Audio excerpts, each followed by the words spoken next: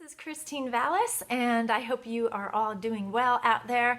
I wanted to jump on and share some insights from the passage in Ezekiel that actually occurred right here in this biblical month that we are in the month of Tammuz, and also share about the time period that we are in right now and that we are entering into. And for those of you who caught the chalkboard teaching for the month, you remember that this month of Tammuz is connected with our vision and how the Lord is encouraging us to guard our eyes, and as we do, we will guard our heart. So if you missed that teaching, you can scroll down on Facebook or check it out on my website or even on YouTube. I pray you enjoy that teaching. But starting this week, we'll begin a 3-week period known as Between the Straits. So the beginning and ending dates, these bookend dates, actually mark 2 events in Israel's history that were always meant to be a blessing. The 18th day of Tammuz was the day when Moses descended Mount Sinai with the 10 commandments and the plans for the tabernacle. And then on the 9th of Av, that was the day when the spies returned from surveying the promised land. Both of these days were meant to be just a glorious, great new beginning for the people of God. But as we know, many of us know the story, what happened. It didn't turn out that way. And so what we found was that their impatience led to idolatry there with the golden calf.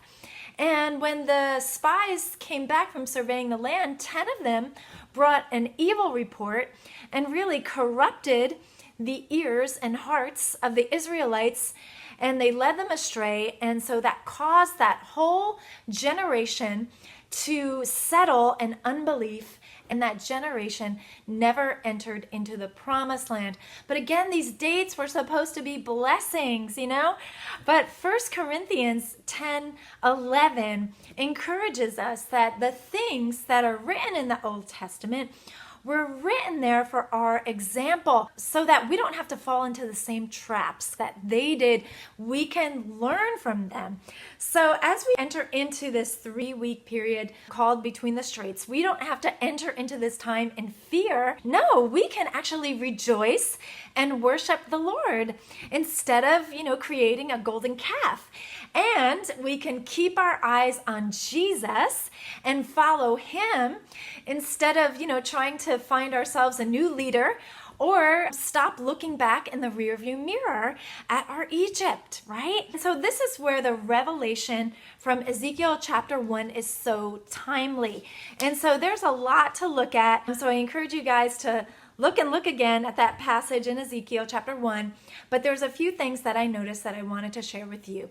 And the first thing is that the vision that Ezekiel received happened in this 4th month of Tammuz in biblical history.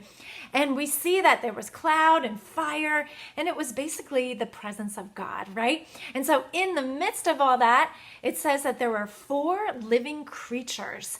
And they had 4 faces, they had 4 wings, they had 4 hands, and their wings were touching in unity.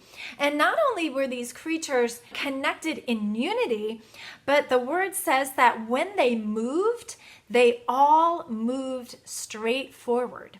Wherever the Spirit was about to go, they would go, and they turned not when they went. Another translation says that their faces did not turn as they went.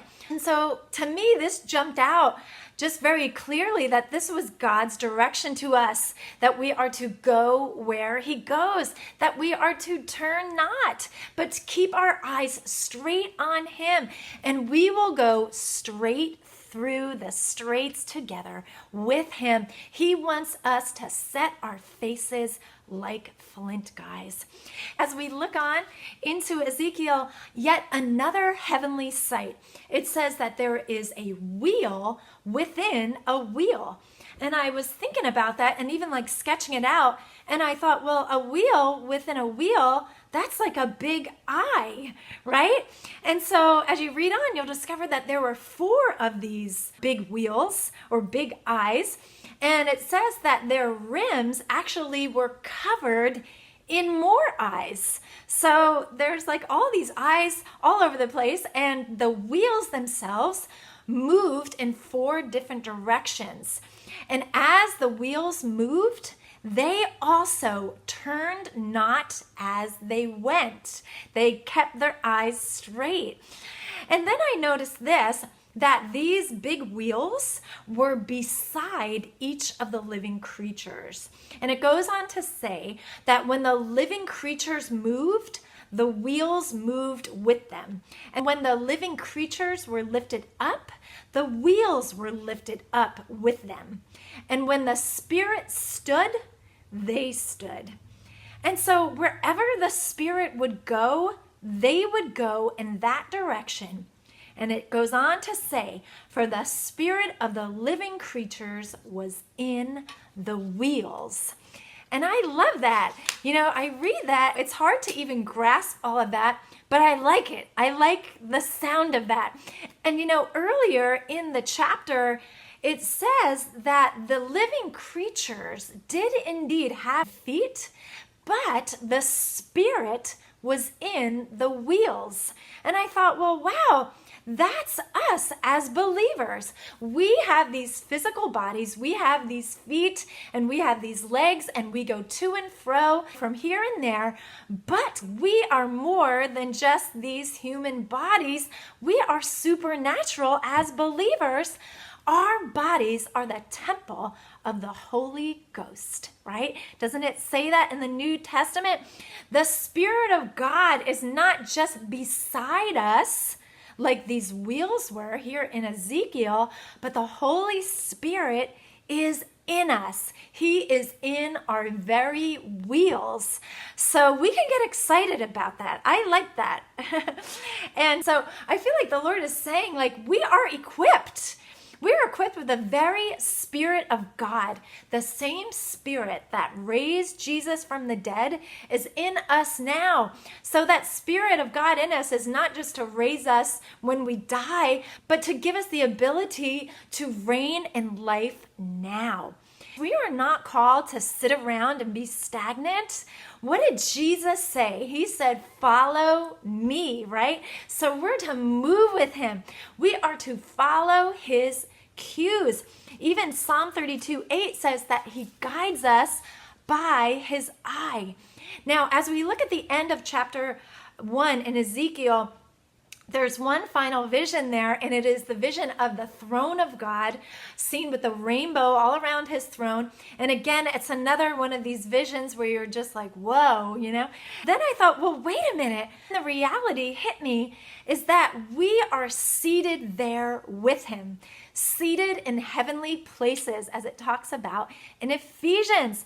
So as we move with him, we are not looking up at the heavens, you know, in despair from our situations here on earth, but rather we look at our situations from our true heavenly perspective, from our heavenly seat. And from there, we look down at our situations from above. And again, that gives us the ability to reign in life. If we believe this is truly who we are in the Spirit. So let's be encouraged and let's ask the Lord to get this in our hearts, this identity. This is who we really are. And Ephesians 1 talks about this beautifully, that we ask the Lord to enlighten the eyes of our heart to this reality so that we can begin to understand, as the Amplified Version says, the unlimited and exceeding greatness of his active power, his active spiritual power in us. And it's the same resurrection power in us who believe that raised Jesus from the dead and then seated him in heavenly places. And so we're right there seated with him. And so as he is, so we are in this world. So we can rest in our heavenly positions, seated with him, and at the same time, we can move with him here on earth as he guides us with his eye. So the more we focus on this reality, we discover that truly we are more than conquerors in him through Christ who loved us. And if God is for us, who can be against us? Nothing can stop us. So I pray this as an encouragement to you, and I want to leave you with one last scripture from Proverbs that we can all meditate upon in this season. It's Proverbs 3, 5, and 6 that says, "Trust and believe in the Lord with all of your heart, and lean not on your own understanding, but in all of your ways acknowledge him, look to him, and he will make your path smooth and straight." Blessings as you go forth with him into this new season, in his rest and in his power. Blessings.